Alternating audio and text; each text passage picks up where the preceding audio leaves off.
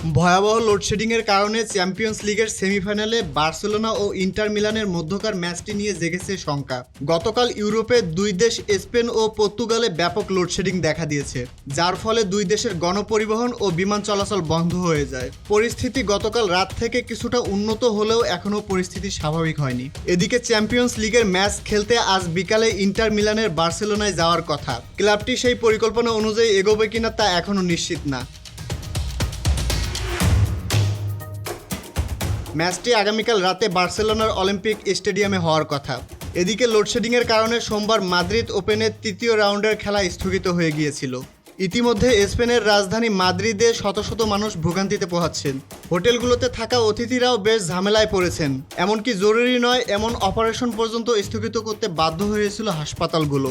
স্বাভাবিক জীবনযাত্রা নেই স্পেনের অনেক জায়গায় এখন। এই অবস্থায় আগামীকাল রাতে চ্যাম্পিয়ন্স লিগ কতটা স্বাভাবিকভাবে আয়োজন করা সম্ভব তা নিয়েও আছে শঙ্কা।